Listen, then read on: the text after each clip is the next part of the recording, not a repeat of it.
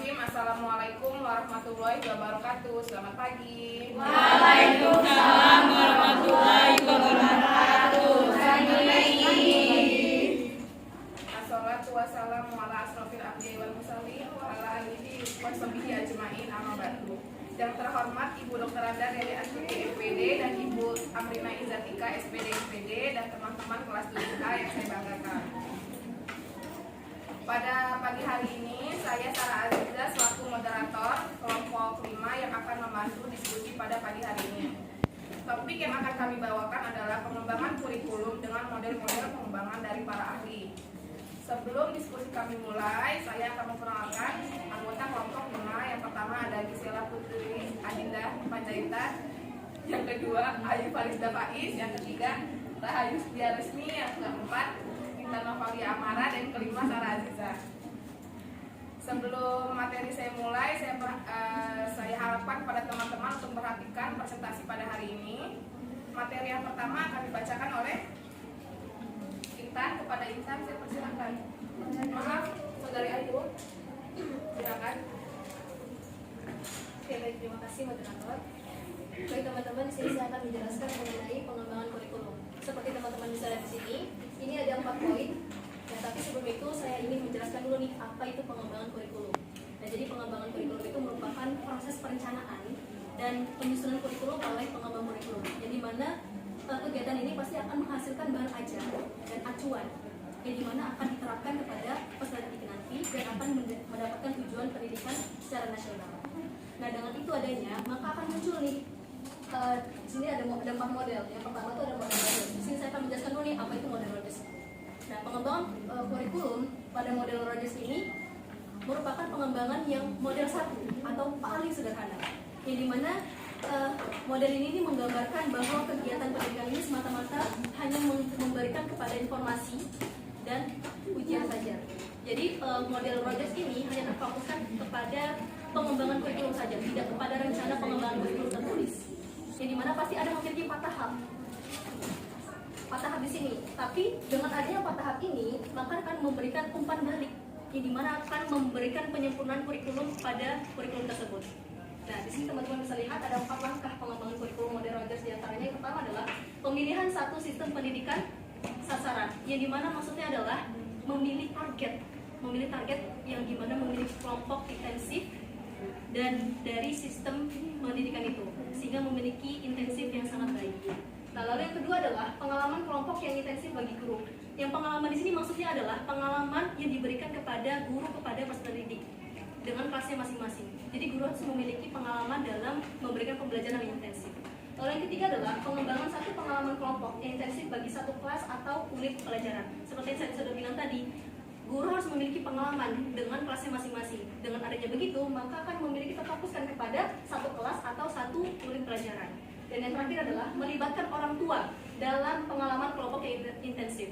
Ya, betul sekali. Orang tua ini sangat terlibat dalam pengembangan kurikulum. Yang dimana pengembangan kurikulum ini tidak hanya belajar di sekolah, tapi juga harus belajar di rumah. Dengan hanya begitu, orang tua sangat berperan penting sekali dalam melaksanakan pengembangan kurikulum ini. Dengan hanya begitu, sehingga orang tua ikut mendampingi dan mengawasi kegiatan belajar siswa di rumah. Nah, itu adalah model dari Rogers. Selanjutnya saya kembalikan kepada Dr. Terima kasih kepada Ayu. Materi yang kedua akan dibacakan oleh Intan. Kepada Intan saya persilakan. Terima kasih moderator. Selanjutnya yaitu ada pengembangan kurikulum menurut Hildataba. Proses pengembangan kurikulum menurut Hildataba itu dilakukan dengan 5 proses. Yang pertama, kelompok guru terlebih dahulu menghasilkan unit-unit kurikulum untuk eksperimen. Yang kedua, uji coba unit-unit eksperimen. Yang ketiga, merevisi hasil coba. Yang keempat, mengembangkan kerangka kerja teoritis. Dan yang terakhir yaitu pengesampingan dan diseminasi hasil yang telah diperoleh.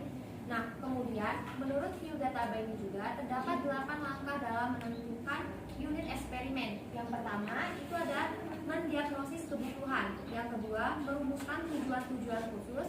Yang ketiga, memilih isi. Yang keempat, mengorganisasi isi. Yang kelima, memilih pengalaman belajar. Yang keenam, mengorganisasi pengalaman belajar. Yang ketujuh, mengevaluasi. Dan yang terakhir, menguji unit eksperimen. Menguji unit eksperimen itu tidak hanya dilakukan dalam satu kelas, dilakukan di kelas lainnya atau di tempat lainnya untuk dapat diketahui tingkat validitas dan juga dapat diperoleh data untuk penyempurnaan. Ya, saya kembalikan kepada moderator. Baik, terima kasih pada saudari Intan. Materi selanjutnya akan dibacakan oleh Rahayu. Kepada Rahayu, saya persilakan. Baik teman-teman, selanjutnya ada pengembangan kurikulum administratif atau yang biasa kita kenal dengan lifestyle. Jadi model pengembangan kurikulum ini yang merupakan paling lama dan paling banyak digunakan. Kenapa? Karena pengembangan kurikulum model administratif ini lebih menekankan kegiatannya pada orang-orang yang terlibat sesuai dengan tugas dan fungsinya masing-masing. Nah, anggota pengembangan kurikulum ini biasanya itu terdiri dari pejabat di bawahnya seperti ahli kurikulum, ahli pendidikan, dan juga ahli disiplin ilmu serta para tokoh dunia kerja dan perusahaan. Nah, tugas dari tim ini adalah merumuskan konsep-konsep dasar, merumuskan landasan-landasan, serta kebijakan dan strategi kurikulum. Berhubung pengembangan kegiatan berasal dari atas ke bawah, nah model ini biasanya dilaksanakan pada negara yang menganut sistem sentralisasi atau negara yang dengan kemampuan tenaga pengajar yang masih rendah. Selanjutnya saya kembalikan kepada moderator. Baik, terima kasih. Materi selanjutnya akan dibacakan oleh saya sendiri. Yang selanjutnya adalah pengembangan kurikulum BICAM. Model ini dikembangkan oleh George Beckham pada tahun 1975, seorang ahli kurikulum. Menurut Beckham, proses pengembangan kurikulum meliputi 5 tahap. Yang pertama yaitu menetapkan arena atau lingkup wilayah yang akan dicakup oleh kurikulum. Apakah suatu sekolah, kecamatan, kabupaten, provinsi, atau bahkan seluruh negara. Yang kedua, menetapkan personalitas yang akan turut serta terlibat dalam pengembangan kurikulum. Yaitu ada 4 kategori orang yang dapat dilibatkan. Yang pertama, para ahli pendidikan kurikulum. Yang kedua, para ahli pendidikan dari perguruan tinggi. Yang ketiga, para profesional dalam sistem pendidikan. Dan yang terakhir, profesional lain dan tokoh masyarakat. Pengembangan yang selanjutnya yaitu organisasi dan prosedur pengembangan, yaitu berkenaan dengan prosedur yang harus ditempuh dan merumuskan tujuan umum dan tujuan yang lebih khusus. Yang keempat, implementasi kurikulum, merupakan langkah mengimplementasi atau melaksanakan kurikulum yang sesungguhnya bukanlah hal yang sederhana, sebab membutuhkan kesiapan menyeluruh, baik guru, peserta didik, fasilitas, bahan maupun biaya.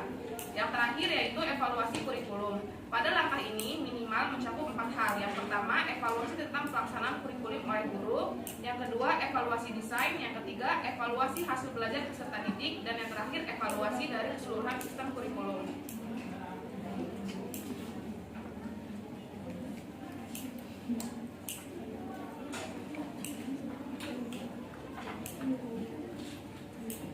Baik teman-teman, itulah presentasi yang dapat kami sampaikan. Selanjutnya kepada teman-teman yang ingin bertanya, saya persilakan dengan 2 menit, 3 menit.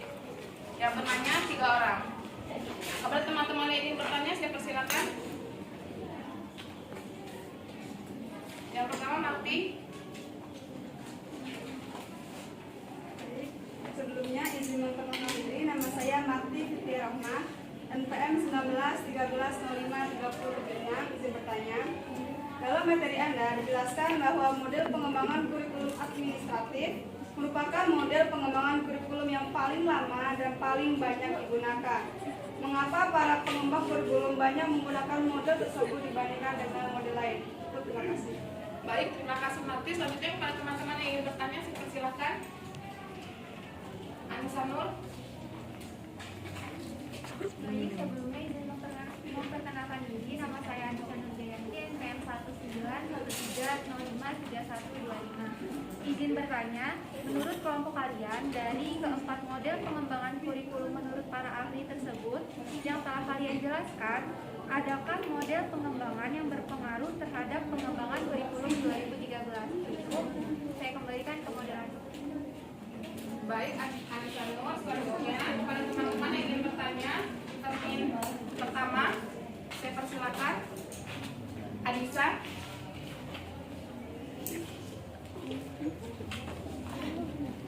Sebelumnya izin memperkenalkan diri, nama saya Adisa Rizky Balkis, NPM 1913053011. Izin bertanya, Bagaimana tahap-tahap serta prosedur kerja dari pengembangan kurikulum model administratif? Jelaskan. Terima kasih. Baik, terima kasih. Pertanyaan pada termin pertama saya tutup. Selanjutnya saya persilakan kepada Pak Tulay untuk mengulas kembali pertanyaan pada termin pertama. Kepada Gisela saya persilakan.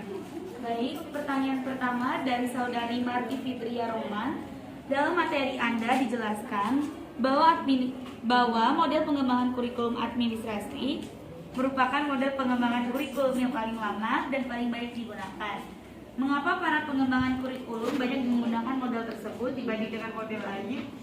Pertanyaan kedua dari saudari Anissa Nurjayanti. Menurut kelompok kalian, dari keempat model pengembangan kurikulum, menurut para ahli yang telah kalian jelaskan, model manakah yang paling berpengaruh terhadap pengembangan kurikulum 2013?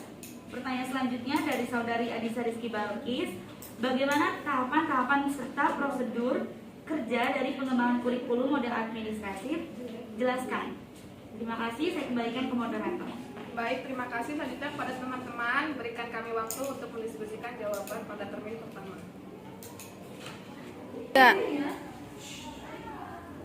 Baik teman-teman, waktu diskusi sudah habis. Selanjutnya pertanyaan pertama oleh Marti Fitria Roma akan dijawab oleh Intan Novalia Amara. Kepada Intan saya persilakan. Terima kasih moderator. Sebelumnya izin memperkenalkan diri, nama saya Intan Novalia Amara, IPS 19 Saya akan menjawab pertanyaan dari saudari Marti. Pertanyaannya, di dalam materi Anda dijelaskan bahwa model pengembangan kurikulum administratif merupakan model pengembangan kurikulum yang paling lama dan paling banyak digunakan. Mengapa para pengembang kurikulum banyak menggunakan model tersebut dibanding dengan model lain? Model kurikulum administratif lebih banyak digunakan itu dikarenakan penyusunan kurikulum lebih terarah karena disusun oleh banyak ahli di bidang pendidikan. Pengembangan kurikulum administratif juga lebih bersifat nasional karena dibuat di pemerintah tingkat pusat maupun tingkat wilayah, sehingga adanya penyamaan dalam penentuan tujuan, penentuan bahan pengajaran, strategi pengajaran, dan evaluasi. Oleh karena itu, para pengembangan kurikulum banyak yang menggunakan kurikulum administratif. Dengan penggunaan pengembangan kurikulum administratif ini juga diharapkan tercapai mutu pendidikan yang setara di seluruh negara dan wilayah tertentu. Terima kasih, saya kembalikan ke moderator. Baik, terima kasih kepada teman-teman yang ingin menambah jawaban dari pertanyaan Marti. Saya persilakan ya kepada Siti. Baik, sebelumnya perkenalkan nama saya Siti Lufiani Putri, MPM 19-12-05-3040. Izin menambahkan, model pengembangan administratif adalah model yang paling lama dan terkenal karena model administratif atau Life merupakan inisiatif dan gagasan pengembangan datang dari para administrator pendidikan dengan menggunakan prosedur administrasi. Pengembangan kurikulum model administratif tersebut menekankan kegiatannya pada orang-orang terlibat sesuai dengan tugas dan fungsinya masing-masing. Berhubung pengembangan kegiatan berasal dari atas ke bawah, pada dasarnya model ini mudah dilaksanakan pada negara yang menganut sistem sentralisasi dan negara dengan kemampuan tenaga pengajar yang masih rendah. Sehingga kurikulum pengembangan seperti ini dilihat pada pelaksanaan kurikulum tahun 1968, 1975, 1984, 1994, dan 2004 yang lebih bersifat sentralisasi. Cukup, kembali ke moderator. Baik, terima kasih kepada saudari Siti yang sudah menambahkan. Apakah teman-teman masih ada yang ingin menambahkan?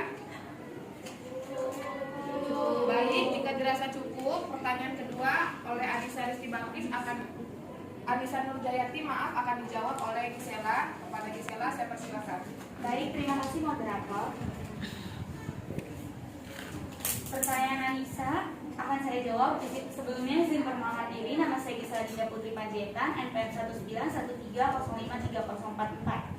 Pertanyaan Anissa tadi, menurut kelompok kalian, dari keempat model pengembangan kurikulum, menurut kelompok kalian, dari keempat model pengembangan kurikulum, menurut para ahli yang telah kalian jelaskan, model manakah yang paling berpengaruh terhadap pengembangan kurikulum? Nah, dari pengembangan kurikulum yang 4 tadi, semuanya sudah berpengaruh terhadap kurikulum 2013. Akan tetapi, menurut kelompok kami, pengembangan mana yang paling berpengaruh ialah pengembangan Rogers. Karena dalam pengembangan Rogers ini, lebih mementingkan kegiatan pengembangan kurikulum daripada rencana pengembangan kurikulum tertulis, yakni melalui kegiatan aktivitas, interaksi, dan pengembangan kelompok intensif dan terpilih. Sekian, saya kembalikan ke moderator. Terima kasih kepada Saudari Gisela. Kepada teman-teman yang ingin menambahkan jawaban dari Gisela, saya persilakan.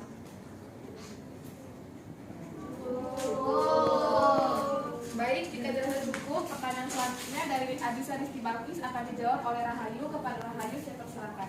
Baik, ini saya akan baiklah, izin memperkenalkan diri. Nama saya Rahayu Setiarsini, NPM 1913053047. Di sini saya akan menjawab pertanyaan dari Adisa Rizky Balkis, yaitu bagaimana tahap-tahap serta prosedur kerja dari pengembangan kurikulum model administratif. Jelaskan. Yang pertama ada tahap-tahap pengembangan kurikulum. Pertama, mulai mengembangkan konsep-konsep umum, landasan, rujukan maupun strategi atau naskah akademik. Yang kedua, menganalisis kebutuhan. Yang ketiga, mulai merumuskan kurikulum secara komprehensif. Yang keempat, kemudian dilakukan uji validasi dengan melakukan uji coba dan pengkajian lebih cermat. Yang kelima, revisi berdasarkan pada masukan yang diperoleh. Yang keenam, sosialisasi dan diseminasi. Yang ketujuh, monitoring dan evaluasi. Adapun prosedur kerja model ini yaitu yang pertama membentuk tim atau panitia pengarah atau disebut dengan steering committee. Yang kedua membentuk tim atau panitia kerja yang disebut dengan worker committee. Yang ketiga, hasil kerja dari tim atau panitia kerja ini selanjutnya diserahkan kepada panitia di atasnya setelah kegiatan yang selesai jika dianggap perlu kurikulum yang telah dinilai itu diuji cobakan terlebih dahulu. Terima kasih. Saya kembalikan kepada moderator. Baik, terima kasih kepada teman-teman yang ingin menambahkan jawaban dari Rahayu, saya persilakan. Baik, jika dirasa cukup, selanjutnya saya akan membuka termin kedua untuk 2 orang penanya. Kepada teman-teman yang ingin bertanya, saya persilakan dengan menyebutkan nama dan NPM. Shirley.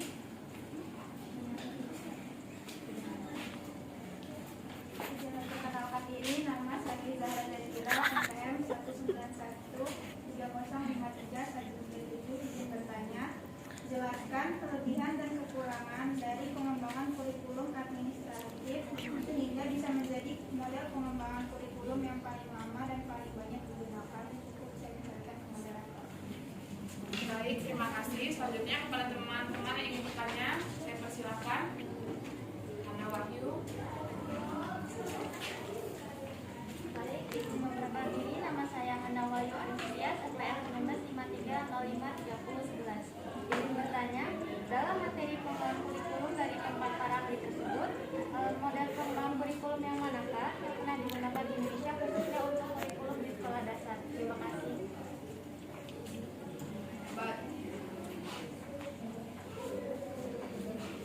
Baik, terima kasih. Termin kedua saya tutup. Kepada teman-teman, berikan kami waktu untuk menjawab. Sebelum itu, saya persilakan kepada Notulen untuk mengulas kembali pertanyaan pada termin kedua. Baik, terima kasih moderator. Pertanyaan pertama dari Serli Zara Setira. Jelaskan kelebihan dan kekurangan dari pengembangan kurikulum administratif sehingga bisa menjadi model pengembangan kurikulum yang paling lama dan paling banyak digunakan. Pertanyaan selanjutnya dari Hana Wahyu Alumni Tias. Dari keempat kurikulum tersebut, model pengembangan kurikulum yang manakah yang pernah digunakan di Indonesia, khususnya di sekolah dasar? Terima kasih, saya kembalikan ke moderator. Baik, terima kasih. Berikan kami waktu untuk menjawab pertanyaan pada termin kedua.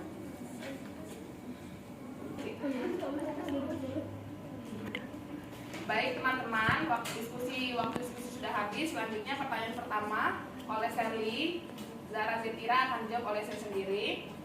Sebelumnya izin memperkenalkan diri, nama saya Sarah Aziza, NPM 1953053008. Akan menjawab oleh dari Serli. Pertanyaannya, jelaskan kelebihan dan kekurangan dari pengembangan kurikulum administratif sehingga dapat menjadi model pengembangan kurikulum yang paling lama dan paling banyak digunakan. Pada pengembangan kurikulum, menjadi model kurikulum yang paling lama pasti memiliki banyak kelebihan dan kekurangannya. Salah satu kelemahan dari pengembangan kurikulum ini yang pertama yaitu kurang pekanya terhadap adanya perubahan masyarakat, di samping juga karena kurikulum ini biasanya bersifat seragam secara nasional sehingga kadang-kadang melupakan atau mengabaikan adanya kebutuhan dan kekhususan yang ada pada tiap daerah.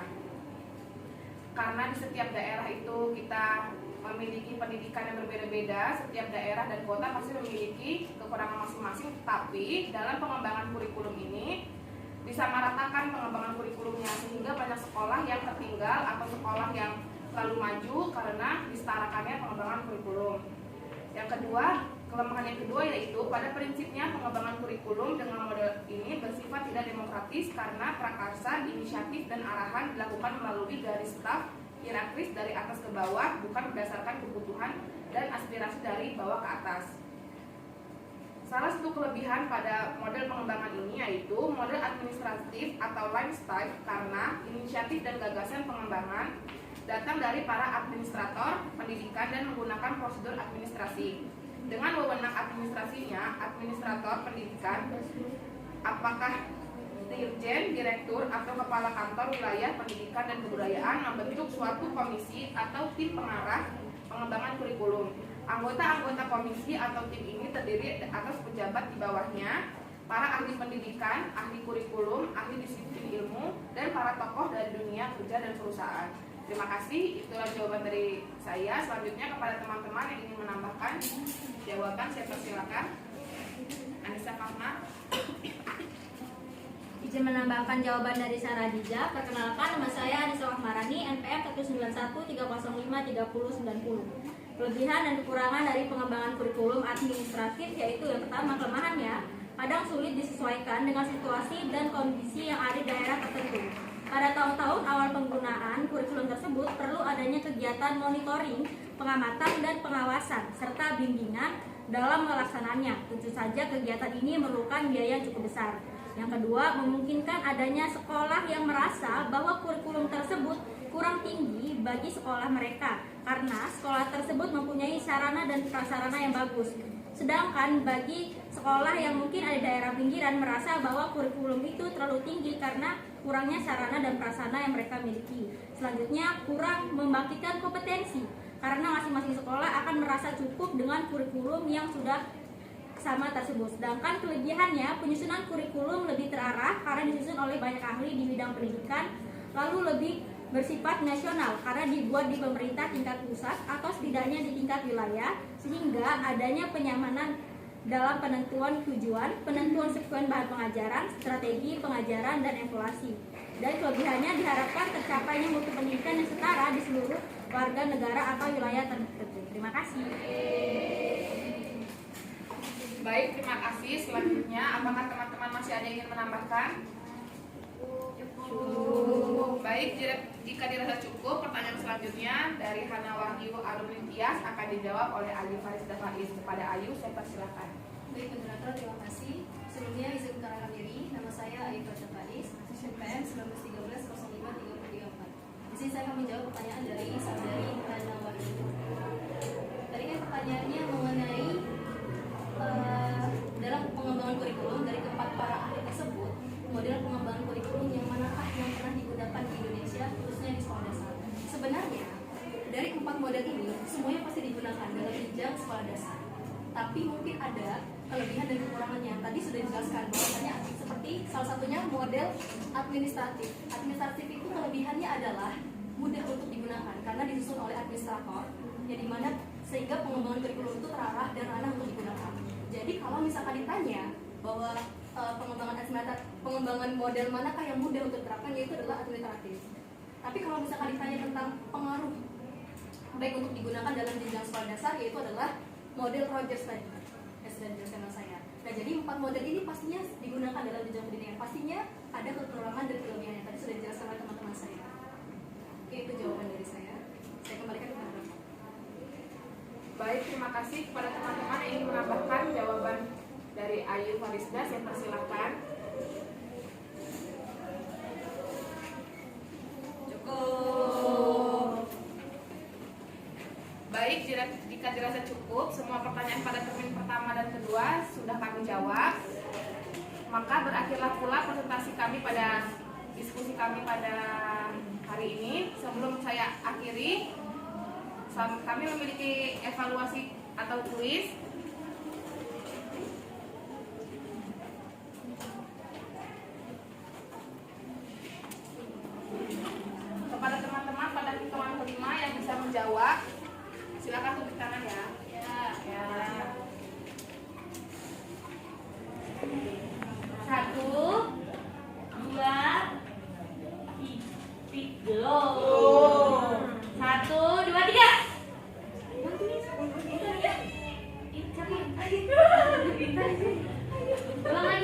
Satu, terus. 1, 2, 3. Masa sasa.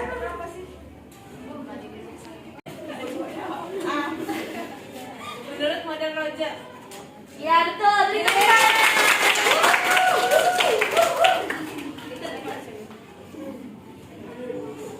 Lanjut. 1, turun dulu, turun. 1, 2, 3.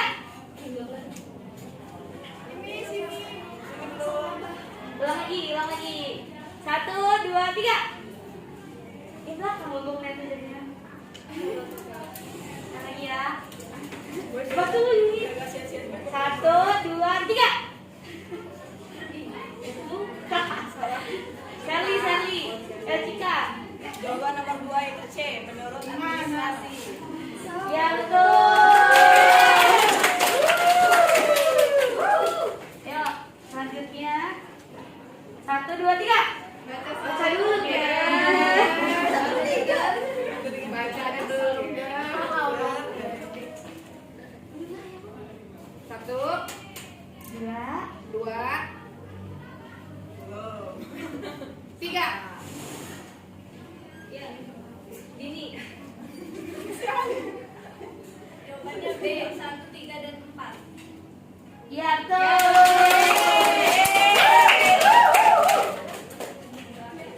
Yuk, selanjutnya terakhir ya.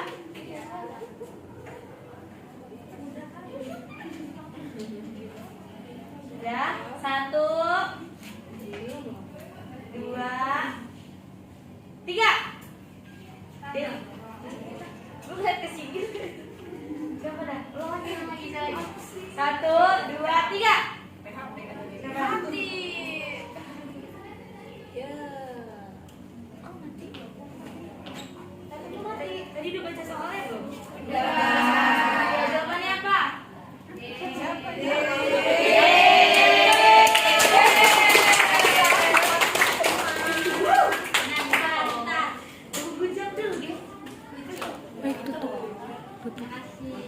Baik teman-teman, kuis sudah terjawab. Selanjutnya saya akan menutup presentasi pada pagi hari ini. Sebelumnya saya berterima kasih kepada Ibu Dr. Anda Neli Astuti MPD dan Ibu Aprina Izatika SPD MPD selaku dosen mata kuliah pengembangan kurikulum, dan berterima kasih kepada teman-teman yang sudah berpartisipasi aktif dalam kegiatan diskusi pada pagi hari ini. Semoga materi yang dapat kami sampaikan pagi ini bermanfaat bagi kehidupan ke depan. Dan kepada Allah saya mohon ampun atas segala kesalahan. Saya akhiri. Wassalamualaikum warahmatullahi wabarakatuh. Waalaikumsalam.